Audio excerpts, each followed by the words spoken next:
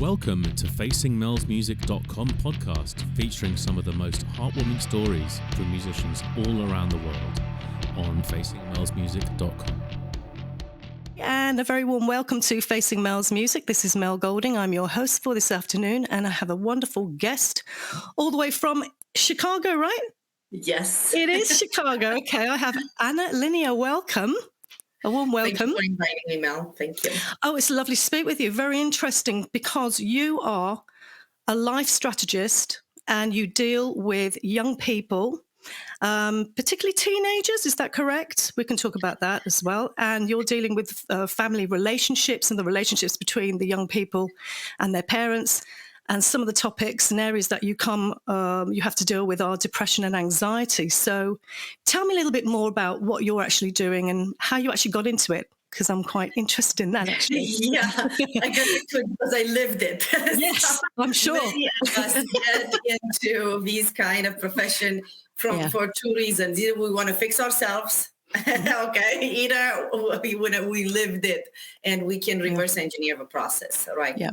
So yes, my youngest customer was 6 years old. He was a depressed child since the age of 4. And I'm saying he was 6 years old just because he's totally alive today, but he's not depressed anymore. Okay, so he's not my client anymore, right? Good. Fully functional teenager, right? If you want to call it that at 7, because he's already 7. But yes, we do have people coming to us with anxiety, depression, anger issues, all kind of difficult issues that they call mental issues, but they are based on emotional imbalance. Yep, so, interesting. Yeah. Since from the ages of 6 up to the ages of 74. Okay. More than 74, I didn't take anybody. I had somebody at 92. I said, I don't think you really need a program at 92. Okay. You've survived this far. Yeah, exactly. Was I depressed my whole life? Probably, but it's okay. Now it's time to be happy. You're 92. Absolutely. So what are the biggest problems that you encounter? I mean, people come to you and you have children, young people, so that's so very, very young. Yes. Do they tend to be anger issues? Are they anger? What are the sort of most prevalent issues? There are different types of issues, right? Mm-hmm. And before we start talking about the issues, I would like to tell your audience that every difficult teenager screams for help. Yep. Okay? Mm-hmm. Now, the fact that we parents don't understand it, or you don't have a trained eye to know exactly why they scream for help and what kind of help they need, that's a different story. That's because we need to learn more, right? Yeah. But every single difficult teenager screams for help. So if you see a shy and withdrawn teenager, that is that close to depression, like an inch away. Okay? Yeah. And please, let's not forget, I speak on public stages all the time. Last time I spoke with Jesse Cole and J.D. Fox and Jillian Michaels, in December in West Palm Beach, exactly about this, okay? Every 40 seconds, somebody kills themselves on this planet, not because they're happy. Yeah, it's tragic. Okay. And here, there is no good answer if you have a girl or a boy. Like I was suicidal at the age of 19, okay? And I didn't make it. My suicide was not successful because I was too emotional, okay? Right. So girls are very emotional, so sometimes they don't succeed to kill themselves. Boys are not. Less boys commit suicide and more of them die because they're not emotional. So there is no good answer here if you have a girl or a boy. Okay, so this is the first scream for help when you see kids withdrawn with a sad smile. They can never smile. They can never find any kind of happiness, passion. Please be mindful. This is very, very tricky. Yes. You have mentioned anxiety and anger. And these are two faces of symptoms of depression. But I prefer them to be anxious and anger because I see them and I'm not afraid that in 1 minute they're gone. Okay. So here I tell people, no problem. It's perfect. They're anxious and angry. Now we're going to fix it. Now we can pull that out of them, but I can see it instead of the kid might be fine and he's not, right? Like the first step, people that we talked about. Yeah. So anxiety and anger are symptoms of depression. And then there is some other things like video games, disrespect, right? Disobedience, right? And here the child is trying to tell the parent that they don't trust the parent to teach them the game of life. Yes, right. I read something about that. They're separating from the world in video games, or they call their parents plain stupid by disobedience and disrespect. Right? Now, as parents, we get upset, we get angry, we don't understand why this happened. But please understand that at each of these categories that I have mentioned, the child wants help. Yeah, screaming out for it, as you said. Want talking help. They need to learn some skills. Okay, right. So this is the difference. This is where you come in. So your approach is not because, and we'll come into that, because you talked about therapy and therapists, which is it's a talking situation most of the time, unless you've got little children and then you can go into play therapy. So you're actually more teaching. Are you coaching? Is that how you tackle these issues? I guide parents to teach their children how to master the game of life. So this is education then? This is a kind of a form of an education. Okay. Yes. Because you see, it's not the child that has the problem. Yeah. It's not the parent that has the problem as the child. The problem is common. Okay? Yes. It's a family problem. Right. It needs to be resolved commonly. If you just ship a kid to a therapist, the first thing the kid said is like, oh, my parent is stupid, doesn't know how to deal with it. He wants me to figure it out things, right? And he's ignoring me and he's just dismissing me, and more issues come up by the separation. Yeah. But if you fix the problem together, you can be, as a parent, a role model for that kid. And this is how you build an amazing family relationship together with the kid. I'll just give you a short example. My son comes to me and there are things that I do not know, right? So, Mommy, do you know something about this? I know a little bit, but I know an expert. Let's learn together. Yeah. Okay, great. And there you go. Right. But he comes to me, not to other people to ask. Right. And why is that? The difference. To trust the parent. Trust. Okay.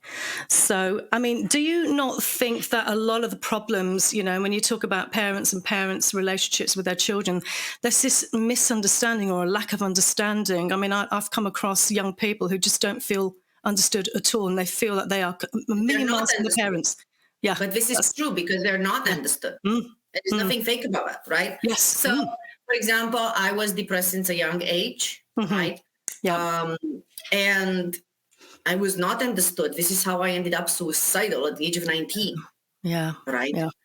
And it was a lot of confliction inside me, as I was born into a single motherhood situation, which 40 years ago was big shame. Now it's very different, but at that time it was a big deal, right? My mother was a famous teacher in town, but she was also an alcoholic. You see that confliction. Yeah. Right. I love my mother. I want to save my mother, but I don't want her to drink anymore. I don't want her to suffer anymore. Yeah. And I'm doing everything to help her, but I cannot. Yeah. This is why I talk to parents all the time, that once you understand how the child is perceiving these things in all these stages that we talked about, right? You understand to give them what they need.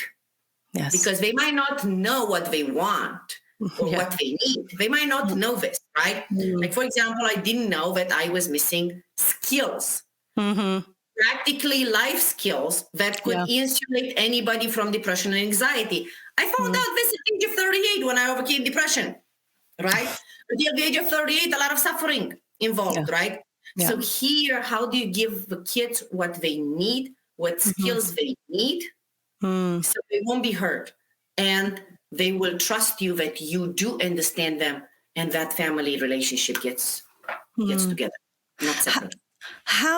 So I can understand how these young people, looking from that lens, how they're suffering and not being understood, completely understand all of that.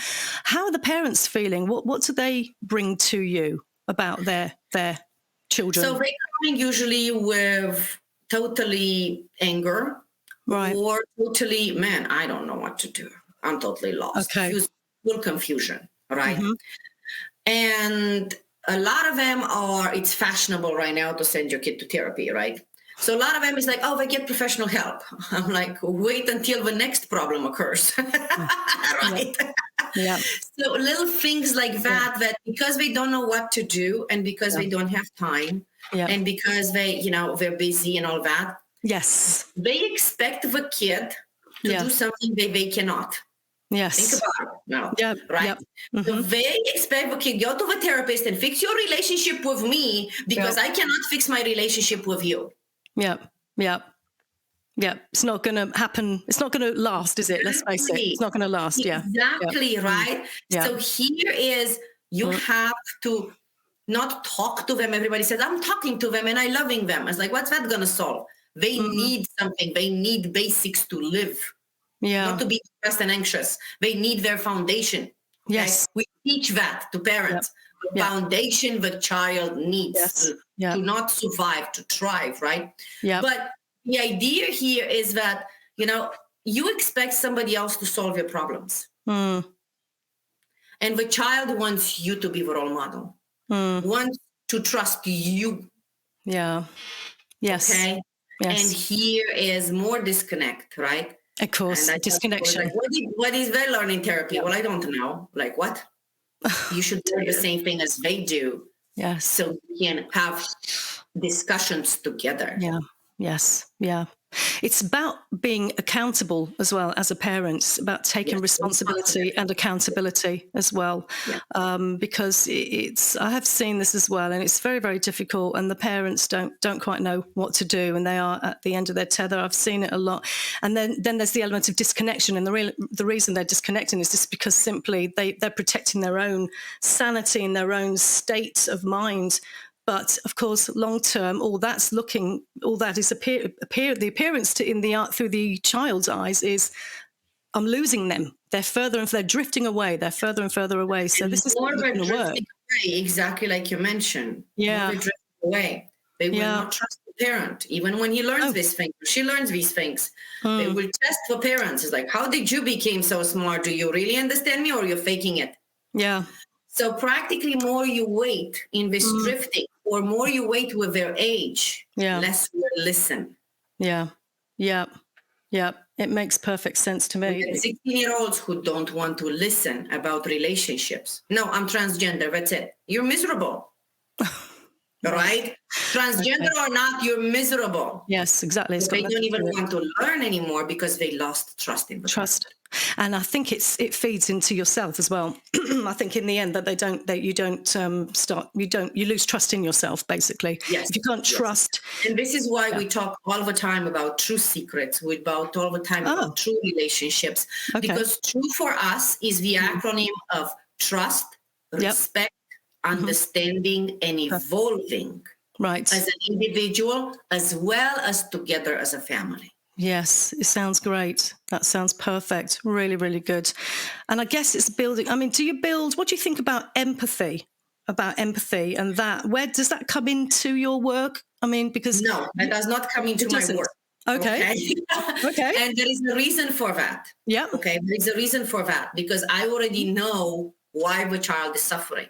Yeah. Now, if I fall into the empathy trap, I'm going to fall into their story. Right. Okay. Right. So here is, are you ready to fix it? Okay. Right. I understand now. Look, this is how you feel, right? Yes. Okay. Now I'm not going to feel it with you. Okay. I will snap you out of it. I don't want you to keep feeling the same way. Yeah. Mm-hmm. Right. So as, as a mentor, and you might have some people who might call me, a healer or whatever you want to call me. Man, I'm very strategic. Forget about these cook-a-do things. Like, I'm empathy and love and whoa. Okay? We need to get rid of pain first. Yes. Yeah. Okay? We need to just move it, out of the equation. And then go and empathy and love and do whatever you want. But move the pain out of the equation, because that stands between a person, could be a teenager, an adult, and their potential in life. It's a wall. Yes. We need to break that. Okay. So it's a little bit of tough love there, I think. Not everybody is ready, because a lot of people identify with their pain. Yes. They don't know who they are if there is no more pain. Yeah. And a lot of times I have to tell them, probably you haven't suffered enough, man. Because when you suffer enough, you're going to break that wall with your fingers. Yes. Yeah. But it has to come from you, doesn't it? Exactly. I only guide them how to do it. I don't break it for them. Yeah. Because if you break it for them, then they can rebuild it at any time. Yes. Okay. But if they have the skills and strategies how to break it themselves, right, now they are responsible for the way they feel, no matter what happens in their life later on. Yeah. So there you are, taking responsibility again. Not for your actions, for the way you feel. Yes. So it puts you in control, doesn't it? So you're teaching how to take control. You overcome depression and anxiety, and you go overcome it once. Yeah. Okay, that's it. You don't have to go up and down and roller coaster and 5 years journeys and what is this cookadoo thing? Okay. You want to deal with it now. You want to break it now. I'm going to take it slow. No, you're going to be more in suffering slow. No, you're going to take it hard. Like a ping pong. You just throw the ping pong on the other side. It will bounce a couple of times, but it will stop in the right corner. Right? So here is, hit it hard. Like, for example, I tell people all the time, my 27 years of depression, that were following my mother's depression. She died at 55 overnight. She never lived one day happy in her life, right? Yeah. My 27 years of depression was fixed in 7 months. Right. Okay. Very simple. We do this all the time. We have clients who finish the program in 9 weeks. Amazing. And these are clients that are approaching 70 and they both lost their children in their lifetime and they had nothing to rely on, nothing to hold on into their life anymore. They finished the program in 9 weeks, right? So things like this, it is possible. The biggest misconception out there, Mel, is because you suffered a lot, a lot of time, it's going to take you a lot of time to get out. Yeah. And that's a huge misconception. That's really nice to hear. Very nice to hear, because do you think then people just stay in this because it's a mindset? Do you think they're choosing also? Is there a part of them that's actually choosing to stay in it? No, they don't know how. And I keep telling people all the time, if you don't have the right guidance and the right formula, okay, you're going to fail. Right. And then you're going to fail. When you fail, or you start with the end. A lot of people, meditation, mindfulness, and thinking positive. Yes. How? Are you crazy? You're full of pain. You cannot. Okay. Yeah. I'm like, please leave these cookadoo people alone to do whatever they want with their life. You need to get rid of the pain first, right? So here is when you start with the end or when you fail, it will be very hard for you to restart because you don't trust that it's possible anymore.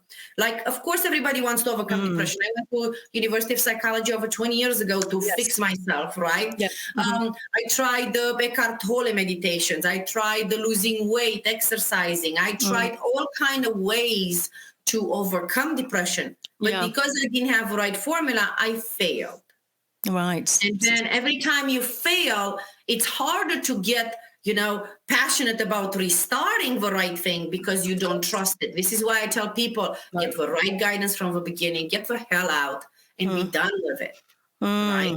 Instead of bouncing up and down, thinking that it's going to take time. I'm just going to wait for the meditation to work. Oh, please. Right. When you need skills, you need practical skills. You need to relearn how life works because all you knew in the past is how suffering works. Yeah. Yes, of course. It's what they've learned. That's it. So it's heavily programmed, isn't it? So it's trying to rewire that way of thinking. And you cannot rewire the thinking without fixing the emotional. Okay, so you're looking at the first step is to take the pain away. I think you've said that about a couple of times now. So you take the pain away. But you cannot take the pain away unless you get yourself some skills. Because I have seen it all the time. I see it in my clients that are skipping parts, and I don't allow them anymore to skip. I see them in workshops where I was a student or I was a teacher when they skip. And when you let go of that pain in your heart, Yeah. you can't feel it back with love immediately. Okay, it's gonna take some time. You have to make some small wins in your life to have some successes because you had too many failures, right? So until that, happens, until you fill yourself up with love, yes, you're gonna feel a little bit alone and isolated, but you're already isolated in depression. Okay, it's not like a rocket science news, right? So you need some specific skills that insulate you from other types of pain, sometimes maybe from the people around you. Okay. So the first step is learning skills. Okay. And there are 3 types of skills. First, relationship skills, then emotional skills, and third is mindset traps, not to fall into these traps. Perfect. Right? Traps like I cannot. I can't. Yes. I need to help everybody in life. You can't help anybody because you didn't help yourself. Absolutely. What you're going to do with a depressed therapist that helps other depressed people, right? So this doesn't work like that. If you don't know exactly how to get out, how do you really going to help them, right? Yeah. So these are the skills that insulate people from depression. And sometimes this is all you need to never have anxiety, depression, and heartbreak in your entire life. There are people out there, Mel, that have these skills from birth or from their family, and they never get depressed. Yeah. No matter what happens to them. Yep. I believe we, other people, have to learn it. Yes. Okay. Yes. This is how it was, right? A very definite yes. Exactly. Yes. And when you take the pain away, and then you're rebuilding yourself to find out who you are, where is your potential, what's your purpose in life. These are questions that people who suffer from depression, they have no clue about. Yeah. Children, they have no clue about. Who am I? Who am I? Do you deal with sort of trauma-based issues, people who've come. You can call it trauma-based, or you can call it generational-based trauma, or you can call it, sometimes I deal with heartbreak. Like, for example, we have a specific program called Healing from Heartbreak. Okay. That takes a month, okay? Because people come to me, it's like, I've been heartbroken for 6 years, I want a partner, and I'm afraid, and like, okay. Takes a month to fix it. What? I suffered for 6 years? Yup. Sorry. Okay, I didn't know you don't know that, but I'm trying to scream all over the place with podcasters like you who raise awareness, right? Yes. And save lives. It's like, you don't have to suffer for 6 years from heartbreak, man. In 1 month, you're done. Yeah. Okay, and then you can, decide when it's your best time to go dating again. Yeah. And you also have the skills to go dating again. Because if you don't have the skills, you keep repeating the same cuckoo people that you meet. Yes. Right? And then at some point, you're going to be like, oh, there's something wrong with me. No. I tell people all the time, I had a client, it's like, I think I was to 1,000 dates. I'm trying to find the girl of my dreams. What's wrong with me? Oh. I don't think there's nothing wrong with you. I think you don't know who you are and who you're looking for. Here, take a 3.5-hour course. If you've been on 1,000 dates, you're going to have 3.5 hours to watch a course, right? Mm-hmm. Yep. After 8 dates, he was engaged. Good. Oh, now I get it. I'm like, yeah. How many of us, Mel, took a relationship course before we got married? I don't know anybody, really. Exactly. Why not? Didn't. Why not? Why didn't you take a relationship course before you get married, before you get in relationships? Yeah. Okay? With all due respect, you're leaving your life to chance. Yeah. And 1% wins the lottery, maybe even less. Oh, wow. Okay? So how many percents they win a wonderful loving life? Well, good luck with it, right? Yeah. Because we never took the necessary steps. Wow. To be prepared for life. Right. Okay. All what school is teaching us is like how to go to work, how to make some money. They don't teach us how to be prepared for life. And this is where the family and the parents come into place. Yes. Yeah, I can see. You're looking at relationships, obviously. You're looking at whether it's parents with the kids. I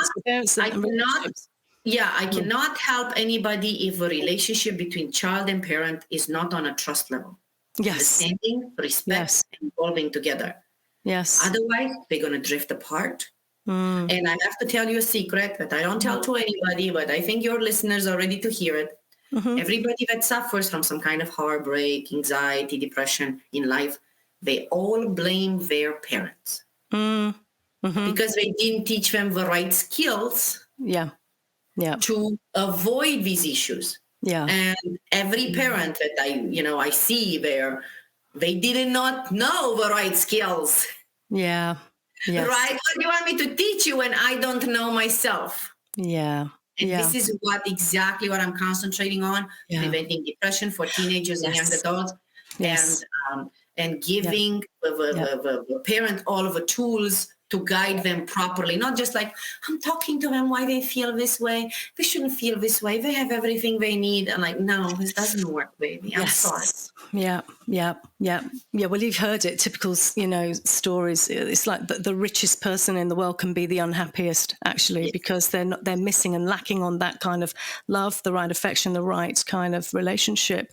So really, you're looking at preventative measures, putting them in place. That's kind of what you're offering. It's easier to fix. It's 6 weeks to fix some problem coming up, and then it's 3 to 7 months to fix a depression, right? And in a 3 to 7 months program, people easily quit on themselves. We have to screen them very proper. Not everybody is accepted, okay? Because I'm like, if you quit on yourself in the middle of it, that's not going to solve anything.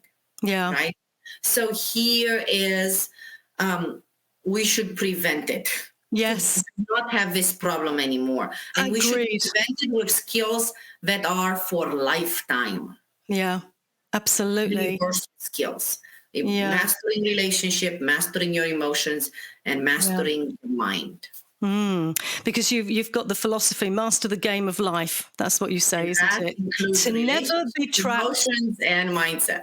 Yes, to never be trapped in pain and hurt again, which it sounds like it's too good to be true. But from what you're saying, and for the testimonials, and I've had a look at the website and I've seen people speak, and it's lovely to hear them. I think, good Lord, people need to know about what you're doing, because it feels like you've got a bit of a breakthrough here in some kind of a method. There's a bit of a breakthrough. Your audience, who are probably a lot of artists. Yes, a lot of artists. So there's a lot of problems. This is why I wanted to talk about, because here it is. We talk about the 4 types of men and 4 types of women all the time.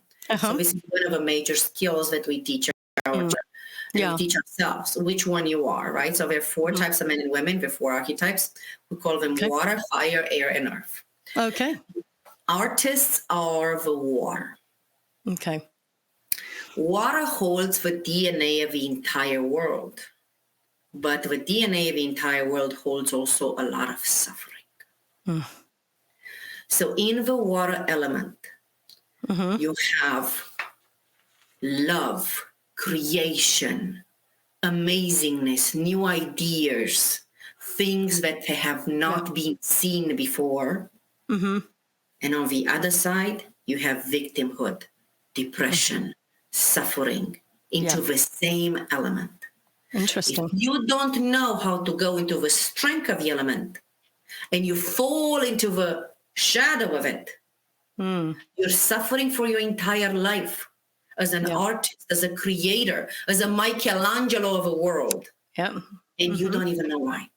Do you see why this is very, very important? Because we want to hold love, creation. Yes, I do. But we don't want to hold pain and suffering there in the water element. And that is the first element, the main one, the one that it's absolutely amazing. I talk about relationships all the time, and I tell men, if you want to be rich, you need a water woman. You need a water woman. Okay. In the strength of the element. She doesn't have to know how to drive. She doesn't have to know how to operate a computer. She doesn't have to do anything, just to love you. And it will give you the actual energy to do everything you need in life. So it's amazing how these elements work and their combinations, right? And their dynamics. Okay. But here is, many of us, we have water children. Right. Have to make sure they don't slip into narcissistic relationships, verbally abusive relationships, being used and abused into that pain part, right? Suffering part. Depressive side, and how to keep them fully into that creation and love side. Yeah. It's very interesting. You never mentioned anything on the web. I didn't see anything on the website, but it's funny you're talking about this is elements. Workshops and courses about a 4 men and women archetype, where we go into details, because these are skills that people need to know. Who am I? Yes. I need to watch the person that abuses me, right? So imagine teaching a child at 15 your water, and you need to watch out not to rely on somebody else, because otherwise you can find a narcissist that's going to abuse you or a verbally abusive. That's it. They're just going to watch it and not slip into those relationships. Here it is. You save them the entire life. You saved your entire life as a parent. That's fantastic. That's fantastic. Do you know how many people are going to be kicking themselves when they meet you? They're going to be like, why did I've wasted my whole life not knowing this? Write the forgiveness to yourself. You didn't know. What am I supposed to do here? I'm screaming as loud as I can. It's absolutely. But it's funny you talk about artists, because I mean, obviously, I'm an artist as well. I'm a singer-songwriter, and I'm doing that too. I worked with someone who used to love hanging on to the pain. Loved hanging on to the pain, wanted the pain because it meant that we could write some really cool rock tunes, particularly rock, because it's a bit more aggression in there, And he was just emphatic. Don't start getting all happy, Mel. Hey? Don't start getting happy. Like if I fall in love, don't start to get happy, because you will resonate in pain with 90% of its planet. Okay, in pain, you will resonate with 90% of his planet, okay, and you will only resonate with 10% of the ones happy, okay. But 10% that are happy, trust me, you're gonna snap them out, because when I hear happy songs on the radio, I am dancing in the car with them, okay. When I hear sad songs, I turn them off because I'm getting romantic and sentimental. All right. Okay, so you're controlling. He is, resonating wise from business. He was kind of right. Yeah. But do you want to, I know Vanilla Ice in person. I met him in person just in this December. I have pictures of him. My son has pictures of him. And also Lance Carpenter, right? And if you look at Vanilla Ice, if he's, success as a songwriter or whatever you want to call it, like a singer, right? Man, that's a happy song. Okay? All right. If you look at Lance Carpenter, which I have also met in person, and he's a songwriter, for example, I put his song on my website, Love Me Like You Mean It, which is, it's like getting out of that depressive mode into something that I want true love about, right? Yes. So here is we can shift and not stay into that pain and suffering, which, yes, you're going to resonate with 90% of the planet. But, okay, it's not going to be a hit. And that's all they want at the end of the day, They want a hit, okay? They want a hit to be Vanilla Ice. They want a hit to be Vanilla Ice, right? Yes, absolutely right. Absolutely right. And that you need a happy song. Yeah, a happy song. I don't know. And I've met some people who actually enjoy listening to, and I know it sounds really weird, they enjoy listening to songs that resonate with their depression. So it could be, it could be a part of a process to actually. No, it's an unconscious way. And I have to be honest with you, I came out of depression at the age of 38. Yeah. And my son was depressed around the age of 8, but I snapped him out really quick, right? So he doesn't resonate anymore with that kind of. So when we go on the radio, we usually turn off for publicity things and we just listen to music. And at some point, I saw him turning off a song. Oh. And I was like, but it's music. Why do you turn it off? Mom, this song is depressive. Mm. I, who suffered 27 years of depression, unconsciously didn't realize that I'm listening to a depressive song. That's interesting. Okay. A child that I snapped him out of depression and he didn't have time to go into that addiction of suffering, immediately noticed. Do you see the difference here? How unconsciously we have to rewire consciously. Yes. With skills, we're paying attention. Yeah. Because the wave is taking us into a direction we do not want to go. And that's what you're talking about. It's sort of like going along that stream, getting carried away, which is like you're trying to say, take control. That's the very element that you are trying to. And not take control, not fighting with the ocean of life when you're going to lose. Oh, no. It's going to drown you, right? Yeah. Here, how you take control to learn how to surf on the ocean of life. Ride the waves. Exactly. Riding the waves. And maybe at the beginning it's scary. Yeah. And maybe you're going to become a better and better surfer. Yes. A skilled surfer. Exactly. Exactly. Okay. I love it. I think it's great. I mean, do you think this applies to most people? Because there's so many different types of people. You're introverts, you've got the extroverts, you've got people who, you're really... There are different shades of pain. There are different masks of pain. There is only one of happiness. Right. And I tell people all the time, you want to see if somebody's happy? Yeah. 90% of the times they will have open, wondrous eyes and open mouth. Oh, okay. This is how you can tell. Yeah. Every time you look in the mirror, look at yourself. Yeah. Okay. Are you in pain? Are you denying it? Are you trying to avoid it? Because there are many faces of pain, including extroverts that are talking all the time to fight pain. Yep. I know. Including people pleasers. Okay. The only time I want to help others. Help yourself first. Yeah. Yeah. Right. Yeah. So here is introverts are more prone to the water element that we talked about. Yeah. More prone to those 40 seconds of losing it because they're isolating themselves and we think they're fine, but we never know, right? Because they're not showing anger, they don't show anxiety. Anything. That's why I'm like on the teenager. Yeah, show me how hurt you are. Show me so I can fix it. Absolutely. If you don't show me, it's a doubt, right? Are you hurt? Are you not hurt? Are you hurt? Are you not hurt? I cannot tell, right? But one face of happiness, only one. Open, wondrous eyes and open mouth. Interesting. Very interesting.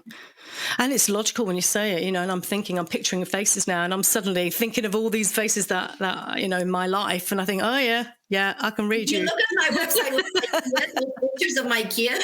Oh, really? Okay. Oh, yeah, it's great. Okay, that is the face of happiness, right? From a child. Yeah. Excited about life.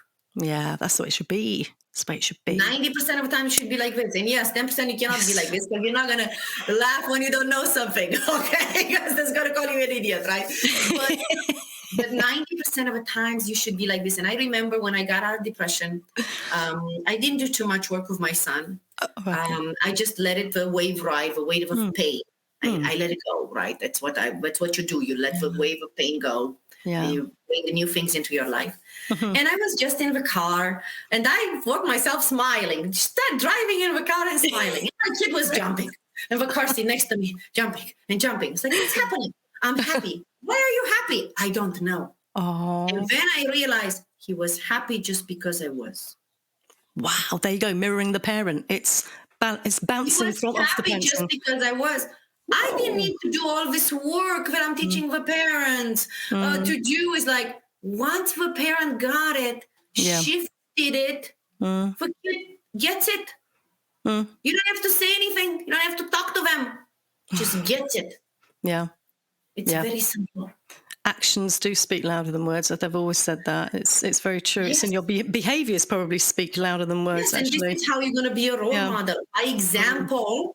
Yeah. Not by quacking and therapy them and confrontation, arguing with them.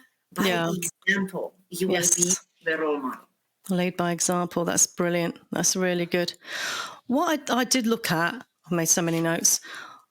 You talk about abusive relationships. This is something we have to, I know it's not a nice topic, but I mean, I think some people can be stuck in depression because obviously the past that they've suffered, they may have had abusive parents, okay, and they may have suffered that. So it's like, how do they break out of that? I mean, is that something that you can help with as well? People who have suffered from that. Okay. We have many of these situations. Yeah. Mm-hmm. And this happens, Mel, because they didn't have those skills that I mentioned that insulate you from heartbreak, anxiety, and depression. Okay. Yep. We never had them. Mm-hmm. Now, we're looking at these abusive relationships in time a little bit different. We're looking at, okay, now are you ready to learn a new game of life? Mm-hmm. Because it clearly showed you that you only know a game of suffering. Yeah. And when our clients are ready to make that switch, the partner changes. Either disappears, either they cannot abuse them anymore. Yeah, they've lost the game. Either, takes off. I remember my second husband, as soon as I overcame depression, he took off with another woman. He was not the type of man who will ever cheat, by the way. He was never the type of man that will cheat. You could put your hand in fire for him. He just couldn't verbally abuse me anymore, and he found one that he could. The next target. Okay, exactly. But now here is, I'm not going to save her or him or things like that. I just wanted out of my misery. Right? Yep. I did my work. Right? Yep. Other relationships that we see, we have a couple of clients that come to me, specifically women, and actually recommended by their men that come to me because they realize that there is something wrong in that relationship, in that marriage, right? And they come to me, my husband abuses me, he's a narcissist. And I'm looking, no, he's not. No, he's not. Let's get you some skills. And then when they learn, just 3.5, 4 hours of a course, it's called True Love Secrets. Oh, so my husband is not like that. He's not abusing me. No, he was trying to teach you this stuff, but he didn't know how. He didn't know how to express it this way. Okay. And you took it like an attack on yourself. Interesting. Okay. So 2 different situations. I'm not saying that they're not abusers out there. And my first husband was a narcissist abuser. The second one was a verbally abuser that actually beat up his first wife, but he couldn't beat me because I was big enough for him. Fight back. Yeah, exactly. So he was a physical abuser before too, right? I'm not saying they're not abusers, but all the dynamics of this relationship changes with only one learning skills and strategies. The second one, maybe he doesn't even know anything about it. And it doesn't matter how it changes. It matters how it changes because, if it's a real verbally abusive narcissist, they're going to leave. They're just going to leave. They don't know what's happening. They're just going to take off. Yeah.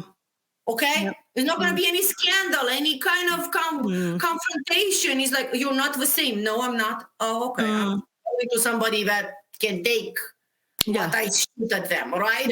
Yeah. I'm not taking it anymore. Yeah. Or you realize that your person next to you was trying to help you. They just didn't know how. And they put more tension in the relationship. Like this, learning these, you can release the tension and have a wonderful marriage. No matter how it goes, less tension. It's what you're looking for in your life. And Mel here, let's be honest with you and your audience that a lot of people are addicted to drama. Oh, yes. I know a lot about this. Shows, drama shows. Yes. Okay, the novel stuff on TV, forever drama, right? Yeah. Let's observe this in ourselves. That's interesting. And the moment we make that switch, we can make that switch into our personal lives too. Right. Okay. That's very interesting. Because the actors make money from drama. Oh, of course. You're the one that copies the drama into the real life you're living. Well, and particularly probably young people as well who are more sort of, they're more like sponges, aren't they? They're going to copy and they're going to learn. So, but yeah, you're absolutely right. It's very interesting. It's like projections. Like you gave that example with the lady who felt her husband was narcissistic and clear it wasn't. She must have been projecting an idea that she had internalized somewhere from her own past, but actually he was trying to help. But in the scenario where it really is an abusive relationship, and I saw your little video about this, you really are very clear about it, quite rightly, and you say, leave, get out. If you're physically abused, and it is absolutely abuse, go. That's it. That is it. There's a no-brainer. There's nothing to think about. You cannot tolerate that. And that is something that they would probably have to work on. I mean, I imagine that sometimes they can work on things. There have been success stories where people have, but you have to recognize it, don't you think? You have to really recognize it and be willing to engage. How you do it, Mel, because I'm very clear about that too. Okay. Yeah. Okay. So if it's physical, get the hell out. Oh, okay? Yeah. Very simple. Yeah. If it's emotional, if you separate, it's going to take you longer to heal. Right. Yes. If you heal in that relationship, it's going to be just like that. Yes. So here we're talking about you leave, okay, emotionally abused, and then you go through heartbreak because you don't consider yourself good enough, right? You go through years of pain by the time you get to the right conclusion. Same skills we're learning right now, by the way, right?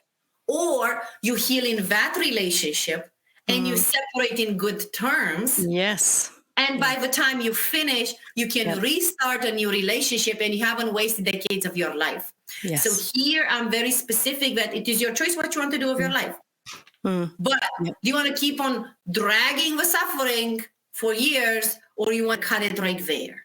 And have, have a good relationship with a person you separate. Listen, I am hurt. You were hurt. It doesn't work together anymore. You see, it doesn't work. Yes. Okay, let's separate. Okay. Yeah. The moment when you know how to talk, even with a narcissist, even with a verbally abusive, you talk to them, showing them that you do understand their pain, but you're not there to fix it. Exactly. That's the key here, because you're not there to save anybody in the family. The only person who can save is your child. Okay. But nobody else in the family can save. No adult you should save. Right. That moment, they make their own decisions about life. We had a case, Angela. Actually, I don't think she's on our testimonials on the website. She had a 7-year-old daughter, and she was going through a divorce, and he didn't want to pay child support, and she was desperate, right? So she learns all the stuff, all the skills, and she decides to teach it to her daughter. 7-year-old. It's like, listen, your dad is an airman. He loves you, but he loves you the different way. He's colder. He's not going to tell you he loves you. He's not going to hug you, but he does love you in a different way, right? We couldn't get together, so we're separating right now. We're in divorce, and, little things like that you tell them. But daughter goes to daddy. Daddy, you're an airman. And the daddy is like, no, I'm not. I'm not in the military. I'm not a pilot. And like, what are you talking about? No. Mommy explained to me that actually you love me, but you love me in a different way different. You don't love me like hugging or buying me things, but you do love me. These type of men are colder. Okay, this is how they are. Okay, colder than the rest of the world, right? Yeah. So this is how they are. The man started crying. At the next divorce date, he fired his lawyer and he approached her lawyer. And he was like, I fired my lawyer. And when they heard about it, the two women is like, oh my God, he's never going to pay child support, right? And he said, listen, since we've been divorced, I opened my own business. I make 5 times more than I do right now. Yeah. I will triple your child support. I just have one condition. I can see my daughter whenever I can, not whenever this court thing decides to. Right. Okay. Interesting. And by the way, for the first time in my life, you understood me. Wow. That's very powerful. Wow. These are the things that you can solve by understanding the person next to you. Yeah. Okay. These are the things. Yeah. And she met me during the divorce, because I would have told her, don't divorce, fix it before that. Right? Get it all straight up. Right? So this is one of the mistakes that people are making. This is why we have a website exactly for asking questions before you make mistakes in life. Please ask the right questions. Don't make mistakes and then suffer from it. Right. And people can do that. You offer that, don't you? That's one of your things that you offer, is that can they text you? There's a number there to text you. Is that right? Yes, we can text a question. It's going to take a couple of weeks to get the answer. We usually do a video or an audio call. And yes. But you can text us on betteraskana.com. You can text us a question. There's some mistakes there that people do all the time, but I just already put the videos in. You don't have to text if you're making one of those, okay? We have free workshops there. We have free courses for depression for adults and how to end young adult depression. Yeah. We have everything for free on that website because it's better to ask a question and not make a mistake than to spend decades of fixing it. Absolutely. So this is really preventative. This is to fix it before it actually goes wrong. And you really do emphasize that part of basically make sure before you take those steps, because those steps can be devastating the wrong way, going down the wrong way, those steps. So that's what you help with. So it's very preventative. That's great. Thank you very much indeed. So it's your website is analena.com. Yes, but nobody else knows how to pronounce my name. So if a better way to choose is Better Ask Ana. Better Ask Ana. Okay, yes, I'm going to be putting it all .com, where you will get everything that we have on the website anyway. And you can ask the right questions. Yes. Because this is another thing. Well, people ask the wrong questions, and this is why they get the wrong answers. Oh, okay. So sometimes they're going to ask me the wrong question. I said, this is not the right question to ask. The question to ask is this, and let me answer that. Okay. So it's very important to get it really It is very important, because I was looking for getting out of depression, always asking the wrong questions, and I never made it out until I started asking the right ones. Okay, so be very specific with the questions. Very careful. Yeah, don't worry, I'll change it around. Yeah. I know what the answer is. That's wonderful, and this is open to everybody from all age groups, young adults, teenagers. This is right across the spectrum of all the lifespan, basically. Exactly. And so definitely. So thank you so much for sharing your story and for putting your wonderful services out there. And you really are someone who takes the bull by the horns. You know, you're like, come on, we can do this. So great. Thank you so much, Ana, for your time. Thank you. Really lovely talking with you. Thank you.